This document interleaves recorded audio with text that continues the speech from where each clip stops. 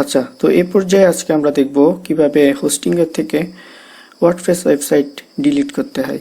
তো যে কাজটা করব, প্রথমত আমি হোস্টিংয়ের ড্যাশবোর্ডে লগ ইন করে নিব। হোস্টিংয়ার.com থেকে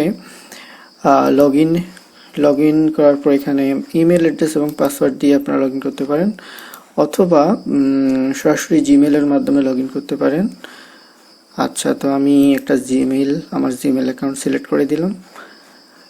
এরপর সরাসরি হোস্টিংয়ের ড্যাশবোর্ডে নিয়ে যাবে। তো এখান থেকে একেবারে যদি আমরা একটু নিচে যাই, এখানে হোস্টিংয়ের প্ল্যান আছে দেখুন। সো এখান থেকে ডানে যে ম্যানেজ বাটনের উপর ক্লিক করবেন। ক্লিক করার পর এই যে বাম পাশে যে সাইড বার থেকে ওয়েবসাইট অটো ইনস্টলার,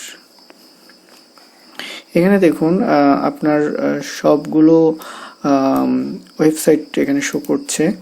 তো এখানে আমার দুইটা ওয়েবসাইট, একটা হচ্ছে মেইন ডোমেইন আর একটা সাবডোমেইন। তো আমি মনে করুন এই ওয়েবসাইটটা ডিলিট করতে যাচ্ছি। ওকে, www.trektown.com।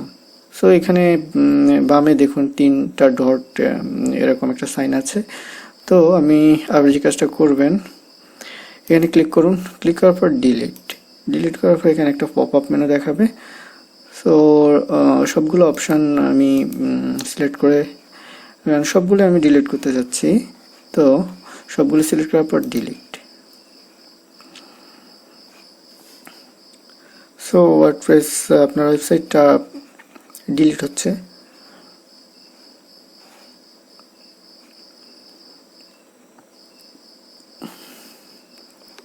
এই যে দেখুন, তো আপনার ওয়েবসাইটে ডিলিট হয়ে গেছে।